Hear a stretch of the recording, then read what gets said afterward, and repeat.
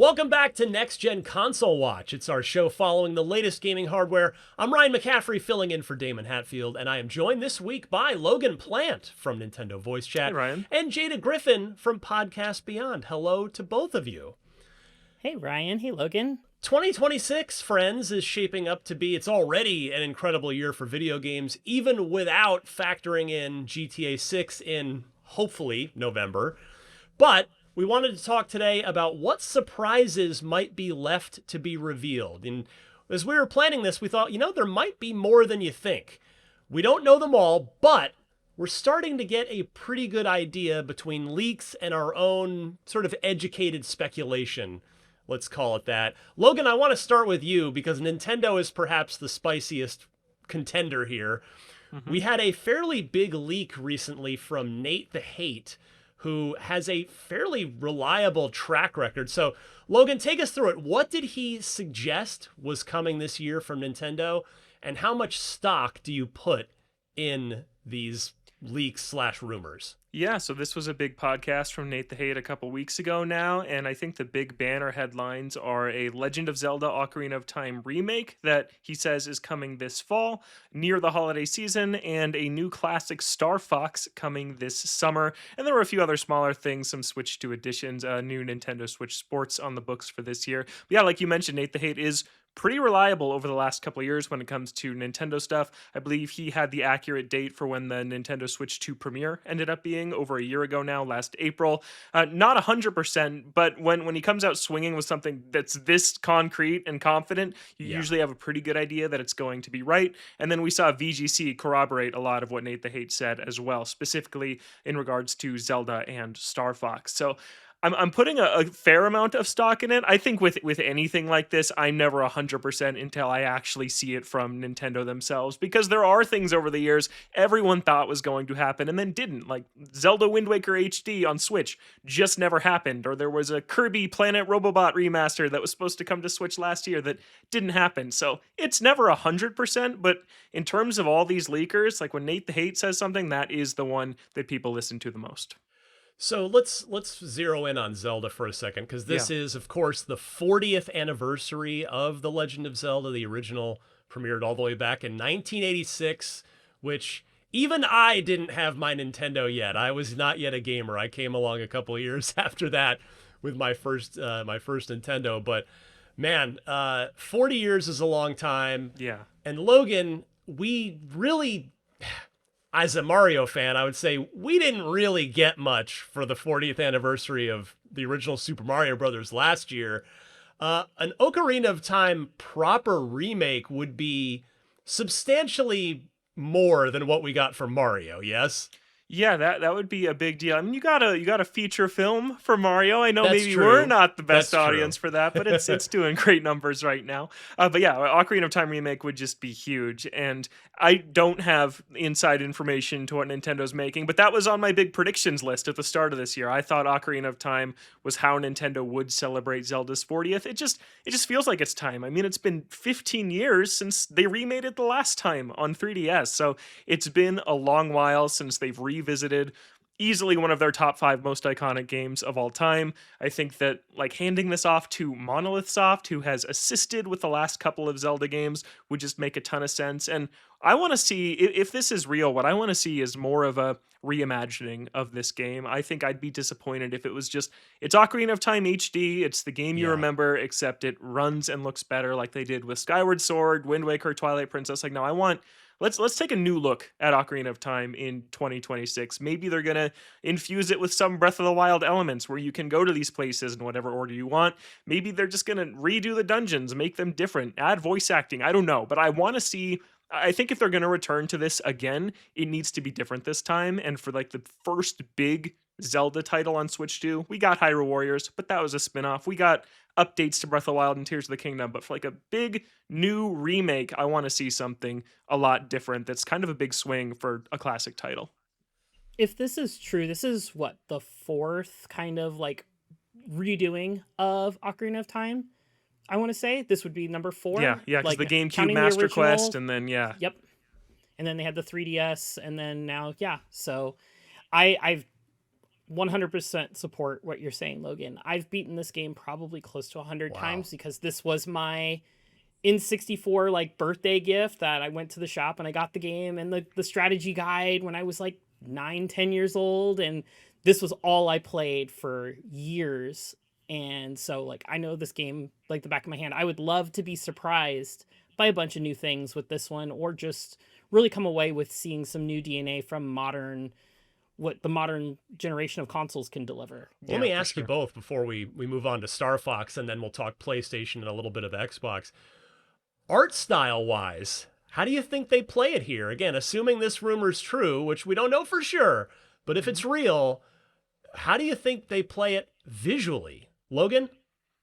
I want it to look like the concept art looks like in the instruction manual and box art from the N64 original, like that really dark ink outline, hand drawn style that 3D gets close to, but they could get even closer with the better technology. How about you, I Jada? mean, You on board with that, or do you have something else in mind?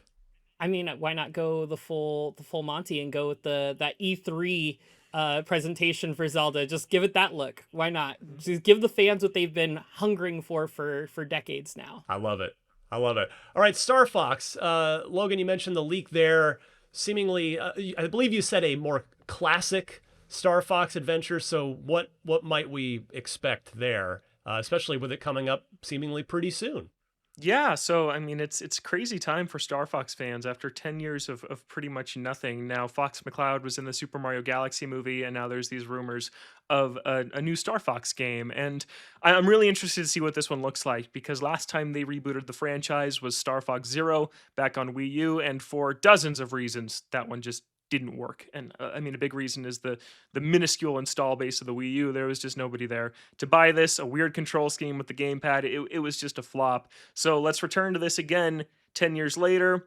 What's it going to look like? I'm not sure. Nate the Hate says it's going to have a focus, I believe, on multiplayer. That could be pretty cool. 4 players. You're each playing a member of the Star Fox crew. I could see that working really, really well.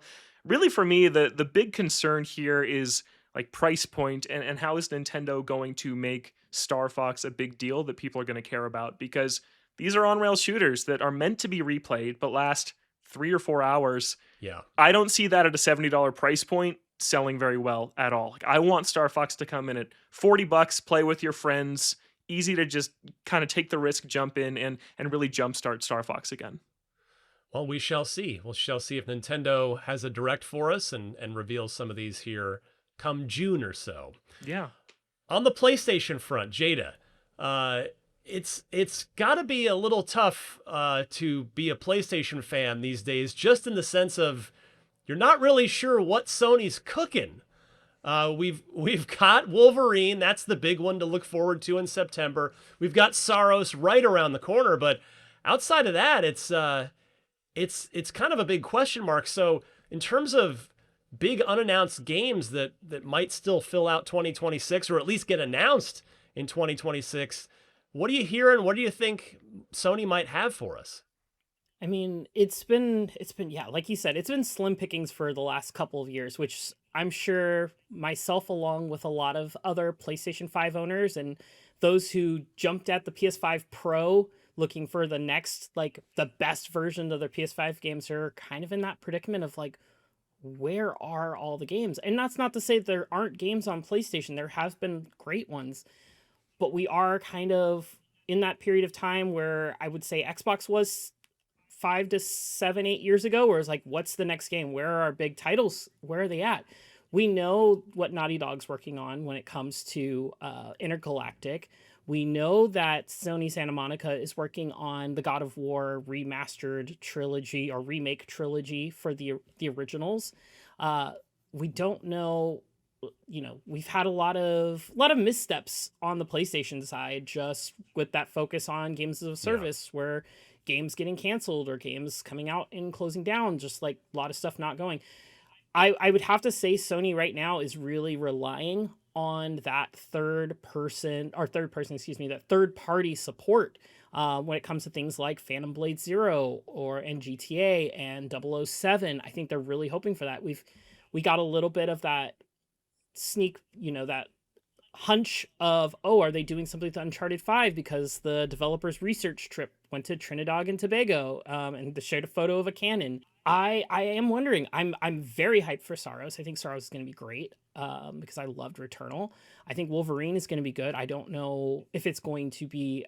I'm hoping it's going to be Spider-Man 2018 good, to where it kind of reinvigorates what we go to Insomniac for, because Wolverine, in my eyes, is as big a character as Spider-Man. I love me some Wolverine. You guys saw I don't know if you guys saw, but when we did the big reveal stream, when they had the reveal stream, I was fully kitted out, Wolverine mask and claws and everything. Like, I'm a huge Wolverine fan.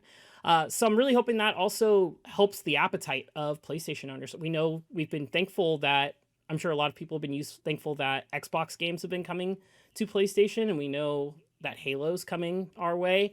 But also that is a 20 plus year old game that I don't know if many people are going to have as much of an appetite for, that people are hoping, that Sony and Microsoft are hoping for when it hits PlayStation consoles for the first time ever. And then what about if we dig a little deeper? I mean, because the Uncharted 5 thing, we don't really know yet if that's just fan wish casting. Again, it's based on a Naughty Dog developer's research trip and a photo that they posted. And it could be something. We'll see in time. As you noted, that they're a little busy with Intergalactic, but that's not to say they might not also be in pre-production on another Uncharted. But what about like something like that's historically been related to PlayStation or associated with PlayStation? Persona? Are we about due for an announcement there, maybe? I mean, I wouldn't be surprised for us to see a Persona 6 in the near future. The last one was, we got, what was Persona 3 remake that they did last year or 2 years ago. Time is escaping me right now. So I wouldn't be surprised if we saw a new Persona. I think the crowd is very hungry for some traditional RPGs with what we saw last year with Clair Obscur. Just how much fanfare went to that game. I think it's a ripe time for Persona to kind of jump in and take the stage for its next installment, because we have seen a lot of, I don't want to say favoritism, but leaning towards PlayStation with Persona games in the past. It's, originally was just a PlayStation. It was the only place to play it originally was on the the PlayStation consoles. Well, I guess we'll have to see if Sony's got a showcase for us this summer. Nintendo, perhaps spoiled a bit by Nate the Hate. We'll see how that shakes out in the coming months. Xbox, for what it's worth, I mean, they've really shown most of their cards over the last few years. In fact, one of those cards that got shown arguably too early back in 2020, then went quiet forever, and is actually just this past week, come back into the spotlight. State of Decay 3. So that is getting a community alpha playtest next month. So hopefully, my speculation would be that probably means that game's not coming out this year, which makes sense. Microsoft's got Fable, Halo, Gears, and Forza all due out this year. So we'll see if State of Decay 3 is next year. And then the inevitable, what's this year's Call of Duty game? And it does seem like, after we got back-to-back Black Ops games, that it's Infinity Ward's turn, and I would certainly reasonably speculate that we're probably going to get another Modern Warfare game this year. But beyond that, we kind of know everything else that Microsoft's cooking. Like I said, they've got their big four all scheduled for this year. There's something like Clockwork Revolution, which we've seen from InXile. We've seen it shown. It's certainly not going to come out this year. We'll see about next year. And then beyond that, it's, you've got Ninja Theory is probably early stages after Hellblade 2 only came out a couple years ago. So I'm not really sure what surprises Microsoft might still have for us this year. But at the very least, we know we've got the big guns are all lining up to fire here in 2026. I did actually put up a little poll in our community on the IGN boards yesterday, just ahead of this topic, asking what games they're like most anticipating. Fable and GTA 6 were the top of the charts for most people. Couple Gears references, a Clockwork Revolution. Ryan, I know you're a fan of the next one. Judas was called out a couple Ken times. Levine's next game. So I don't know if we'll see Judas this year, but people are still excited for that one. Well, and rightfully so. The good news is lots to look forward to no matter what platform you play your games on. And speaking of the Zelda Ocarina of Time rumored remake, we thought we would poll all of you on IGN.com this week. If you head on over there right now, you can vote in this new poll, which asks, which classic Zelda game do you most want a remake of? And sounds like, Jada, you might be voting for Ocarina of Time. That is one of the choices, along with, would it be Wind Waker for some folks? Majora's Mask, Skyward Sword maybe? Or if we go back to the 2D days on the Game Boy, maybe Oracle of Seasons and Ages? That's what I maybe want. even Link to That'd the be fun. Past. Logan, what were you casting your vote in this poll? The Oracle games, I want them to be remade like Link's Awakening was remade, because those are two of the last classic ones to never get that treatment. Love it. Yeah, can't go wrong there. We'll see if Nintendo is kind enough to grace us with another remake in the coming, because it would be, if Ocarina is gonna get a remake this year, 2D Zelda would theoretically be next in the next 2-3 years or so. So head on over to IGN.com right now to vote in that new poll that pertains to all things Zelda. And Spotify, don't forget, you can actually vote there as well. So on next week's show, we'll go over the results of that poll, just like we can right now with the results of last week's poll, which asked you, how much are you willing to pay for a console at launch? And unsurprisingly, the most votes went to the cheapest option, or actually the second cheapest option. It was neck and neck. $500 to $750 got 43% of the vote. Then 42% of you said $300 to $500. And then just 8.9% of you said you'd be willing to go $750 to $1,000, which left $1,000 plus just 5% of folks, which makes perfect sense. That is crazy money. So I wouldn't really expect anybody to volunteer to spend that much at launch. Well, that is our show for this week. But before we go, I wanted to let all of you know that it's time for a brand new month of gaming. Yes, April's here, so that means it's time to jump into the Humble April Choice Bundle, where you can score an amazing lineup of games for a good cause. Right now, you can grab Assassin's Creed Valhalla, Daemon X Machina, Titanic Scion, Lord of the Rings, Return to Moria. Until then, Planet of Lana, Artisan TD, The Procession of Cavalry, and Buddy Simulator 1984. All of this supports Reverb, a nonprofit harnessing the cultural power of music to drive real-world change by greening concerts, eliminating single-use plastics, and bringing large-scale clean energy solutions to live music. Head to humblebundle.com right now through May 5th to start playing today. Thank you very much to Logan and Jada. Thank you to everyone working behind the scenes to make this show possible. My name's Ryan. We'll be back next week with more of the latest gaming hardware. We'll see you then.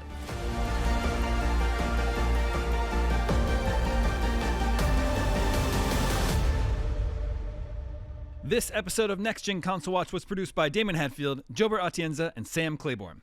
Damon is also the host, and Max Scoville and Ryan McCaffrey serve as regular panelists. Technical direction is by Jobert Atienza, with technical production by Marian Franzen and Amir Rakib. Audio engineering is handled by Amir Rakib.